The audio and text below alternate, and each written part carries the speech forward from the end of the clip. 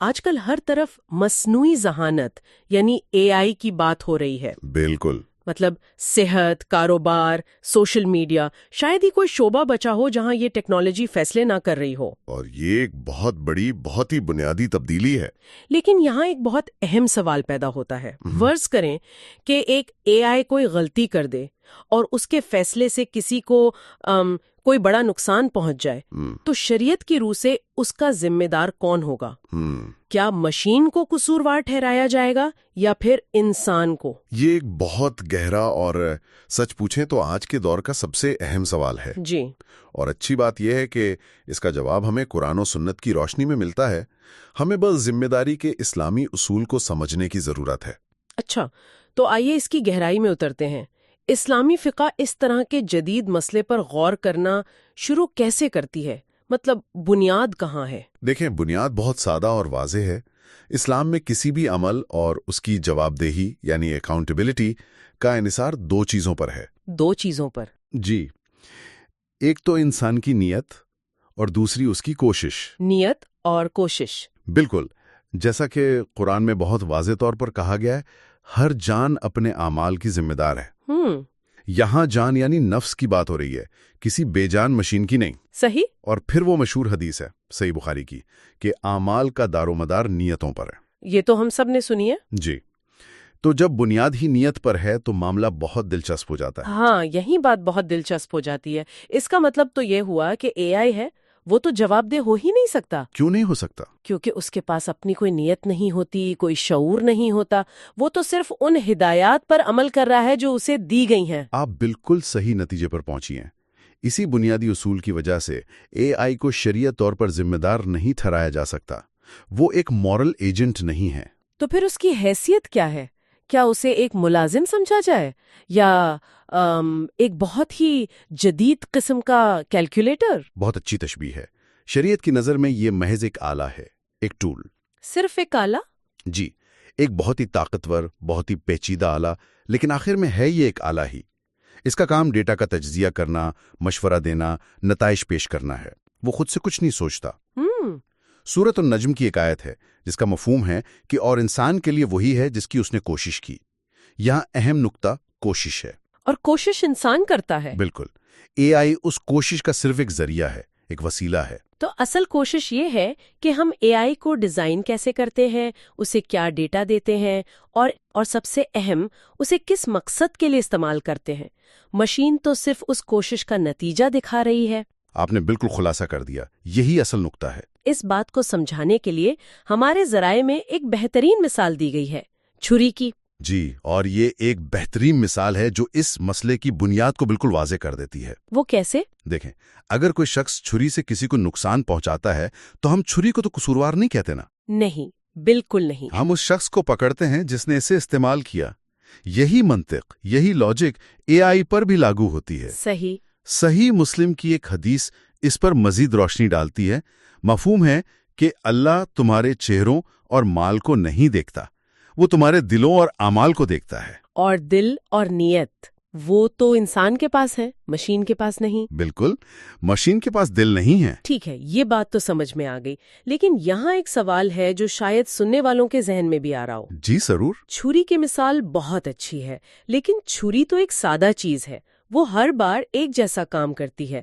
دوسری طرف اے آئی، خاص طور پر جو مشین لرننگ ماڈلز ہیں، وہ تو وقت کے ساتھ سیکھتے ہیں، خود کو بدلتے ہیں. بلیک باکس والا معاملہ. جی بالکل. وہ ایک بلیک باکس کی طرح ہیں. کبھی کبھی تو انہیں بنانے والے بھی یقین سے نہیں کہہ سکتے کہ اے آئی نے کوئی خاص فیصلہ کیوں کیا. تو کیا یہ پیچیدگی، یہ کمپلیکسٹی ذمہ داری کے معاملے کو تھوڑا اور مشکل نہیں بنا دیتی؟ یہ بہت ہی اہم اور گہرا نقطہ ہے. آپ بالکل ٹھیک کہہ رہی ہیں. اور یہ وہ جگہ ہے جہاں چھری کی مثال اپنی حدود پر پہنچ جاتی ہے. اچھا. جب ایک آلہ اتنا پیچیدہ ہو جائے کہ اس کے فیصلے غیر متوقع ہوں تو یہاں اسلامی فقہ کا ایک اور اصول لاگو ہوتا ہے، اور وہ ہے احتیاط اور مسلسل نگرانی کا اصول. احتیاط اور نگرانی؟ جی. اصول یہ ہے کہ آلہ جتنا زیادہ طاقتور اور خود مختار ہوتا جائے گا، اسے بنانے والے اور استعمال کرنے والے انسان پر احتیاط اور نگرانی کی ذمہ داری اتنی ہی بڑھتی جائے گی. آپ یہ کہہ کر جان نہیں چھڑا سکتے کہ مشین نے خود کیا. اچھا، تو ذمہ داری ختم نہیں ہوتی بلکہ اس کی شکل بدل جاتی ہے، نگرانی کی ذمہ داری۔ تو اگر اے آئی خود ذمہ دار نہیں تو پھر کون ہے؟ یہ بوجھ کس کے کندھوں پر آئے گا؟ دیکھیں، یہ ذمہ داری کسی ایک شخص پر نہیں ڈالی جا سکتی، یہ اکثر کئی لوگوں میں تقسیم ہوتی ہے۔ اچھا؟ جی، اور اس کا تعین اس بات سے ہوتا ہے کہ غلطی یا کوتاہی کس مرحلے پر ہوئی۔ تو اس زنجیر میں کون کون شامل ہے؟ اس زنجیر میں عام طور پر 3 آپ کہہ لیں اہم کڑیاں ہوتی ہیں۔ ٹھیک ہے۔ پہلی کڑی ہے پروگرامر یا بنانے والا، جس نے وہ کوڈ لکھا ہے۔ اگر اس نے کوڈ میں کوئی غلطی چھوڑی ہے یا اے آئی کو ایسے ڈیٹا پر ٹرین کیا ہے جو پہلے سے ہی متعصب تھا، تو وہ ذمہ دار ہے۔ متعصب ڈیٹا، اس کی کوئی مثال؟ جی، مثال کے طور پر اگر نوکری دینے والے ایک اے آئی کو صرف مردوں کے ریزیومیز پر ٹرین کیا جائے اور وہ قابل خواتین کو مسترد کرنا شروع کر دے، تو یہ الگوریدم کی نہیں بلکہ ڈیٹا کی خامی ہے، اور اس کی ذمہ داری بنانے والے پر آئے گی۔ ٹھیک ہے، یہ تو ہوئی بنانے والے کی بات، لیکن زیادہ تر لوگ تو اے آئی کو صرف استعمال کرتے ہیں، تو اس زنجیر میں دوسری کڑی یقیناً صارف یعنی یوزر ہوگا۔ بالکل، اور صارف کی ذمہ داری بھی بہت بڑی ہے۔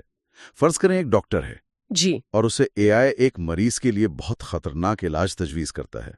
اب اگر وہ ڈاکٹر آنکھیں بند کر کے اس مشورے پر عمل کر لیتا ہے، اپنی عقل اور تجربہ استعمال نہیں کرتا اور مریض کو نقصان پہنچاتا ہے، تو یہاں صرف مشین کو الزام نہیں دیا جا سکتا۔ نہیں کر سکتا۔ ہرگز نہیں۔ اسلام میں علم اور عقل کے استعمال پر بہت زور دیا گیا ہے۔ اے آئی ایک مشیر تو ہو سکتا ہے، لیکن حتمی فیصلہ اور اس کی ذمہ داری وہ انسان کی ہی رہے گی۔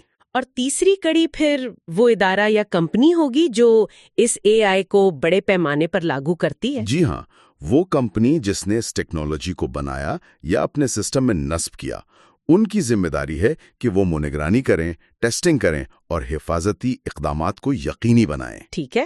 اگر ایک بینک ایک اے آئی استعمال کرتا ہے جو غلطی سے سینکڑوں لوگوں کے اکاؤنٹس خالی کر دیتا ہے، تو بینک یہ نہیں کہہ سکتا کہ یہ ایک تکنیکی خرابی تھی۔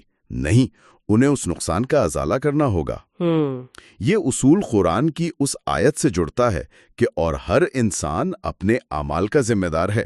ذمہ داری کو کسی اور پر، خاص طور پر ایک مشین پر نہیں ڈالا جا سکتا۔ اس ساری گفتگو سے ایک بات جو مجھے بہت واضح طور پر سمجھ آ رہی ہے وہ یہ ہے کہ اسلامی اصول صرف اس بارے میں نہیں ہے کہ نقصان ہونے کے بعد مجرم کس کو ٹھہرایا جائے، جی، بلکہ یہ اس سے کہیں زیادہ گہرے ہیں۔ ایسا لگتا ہے کہ اصل زور نقصان سے بچنے پر ہے، ایک پرو ایکٹیو اپروچ پر۔ آپ نے بالکل درست نتیجہ نکالا ہے۔ اسلام کا مقصد ہی ایک ایسا معاشرہ تشکیل دینا ہے جہاں نقصان کو روکا جائے۔ اچھا، اسی لیے اسلامی قانون کا ایک بنیادی اصول ہے جسے کہتے ہیں لا ضرر ولا ضرار۔ لا ضرر ولا ضرار۔ جی، یہ ابن ماجہ کی ایک حدیث پر مبنی ہے جس کا مفہوم بہت سادہ ہے، نہ خود نقصان پہنچاؤ نہ دوسروں کو نقصان پہنچنے دو۔ واہ، یہ اصول ہر مسلمان، ہر موجد، ہر کمپنی پر یہ ذمہ داری عائد کرتا ہے کہ وہ کوئی بھی کام کرنے سے پہلے اس کے ممکنہ منفی نتائج پر غور کرے اور ان سے بچنے کی ہر ممکن کوشش کرے۔ تو اس کا مطلب یہ ہوا کہ اے آئی کو لاپرواہی سے استعمال کرنا یا بغیر مناسب ٹیسٹنگ کے یا پھر نقصان دہ مقاصد کے لیے استعمال کرنا، یہ بذات خود اس شرعی اصول کی خلاف ورزی ہے۔ بالکل یہی بات ہے۔ یعنی اصل جرم اے آئی کا وجود نہیں بلکہ اس کا غلط استعمال اور اس سے پیدا ہونے والے خطرات کو نظر انداز کرنا ہے۔ بالکل، ٹیکنالوجی بذات خود غیر جانبدار ہوتی ہے۔ یہ انسان کا ارادہ اور استعمال ہے جو اسے خیر یا شر کا ذریعہ بناتا ہے۔ اسلام ہمیں ٹیکنالوجی سے منع نہیں کرتا بلکہ اس کے ذمہ دارانہ استعمال کا پابند کرتا ہے۔ تو اگر ہم آج کی گفتگو کا خلاصہ کریں تو اصول بالکل واضح ہیں۔ اسلامی نقطہ نظر سے اے آئی خود کوئی فیصلہ کرنے والا یا اخلاقی وجود نہیں رکھتا۔ جی، نہیں رکھتا۔ اس لیے وہ جوابدہ بھی نہیں، اس کی حیثیت ایک آلے کی ہے۔ اگر اس آلے سے کوئی غلطی یا نقصان ہوتا ہے تو ذمہ داری ہمیشہ انسان پر آئے گی، ہمیشہ انسان پر، چاہے وہ بنانے والا ہو، استعمال کرنے والا ہو یا اس کی نگرانی کرنے والا ادارہ ہو۔ جواب انسان کو ہی دینا ہے، مشین کو نہیں۔ جی، اور اس کا ایک اور مطلب یہ بھی ہے کہ جیسے جیسے ٹیکنالوجی مزید طاقتور ہوتی جائے گی، انسانوں پر اخلاقی اور شرعی ذمہ داری کا بوجھ بھی بڑھتا جائے گا۔ ہمیں پہلے سے کہیں زیادہ محتاط، باخبر اور اپنے فیصلوں کے نتائج کے بارے میں سوچنے کی ضرورت ہوگی۔ یعنی ٹیکنالوجی کی طاقت کے ساتھ ذمہ داری کا احساس بھی بڑھنا چاہیے، ورنہ یہ طاقت تباہی کا باعث بن سکتی ہے۔ یہ بات بالکل درست ہے، اور یہیں پر میں سننے والوں کے لیے ایک سوچ انگیز سوال چھوڑنا چاہوں گی۔ ضرور۔ آج کی گفتگو میں ہم نے یہ تو طے کر لیا کہ آج کی ٹیکنالوجی کے ساتھ ذمہ دار کون ہے، اصول واضح ہیں۔ جی الحمدللہ۔ لیکن ہم نے وہ بلیک باکس مسئلے کی بھی بات کی جہاں اے آئی ایسے طریقے سے سیکھتا ہے جو انسان کی سمجھ سے بھی باہر ہے۔ ہاں، وہ ایک بہت اہم نقطہ ہے۔ تو ذرا سوچیں کہ مستقبل میں کیا ہوگا جب اے آئی اس قدر خود مختار ہو جائے گا کہ وہ اپنے فیصلے خود کرنے لگے اور اس کی سیکھنے کا عمل اتنا پیچیدہ ہو جائے کہ انسان پوری طرح اس کے کنٹرول میں نہ رہے، تو کیا اس وقت بھی ہم اسے محض ایک آلہ کہہ سکیں گے؟ بہت گہرا سوال ہے۔ کیا اس وقت مستقبل کے علماء کو کوشش، نیت اور نگرانی جیسے بنیادی اصولوں پر از سر نو غور کرنا پڑے گا تاکہ اس نئی حقیقت میں ذمہ داری کا صحیح تعین کیا جا سکے؟ یہ وہ چیلنج ہے جو اگلی نسل کا منتظر ہے۔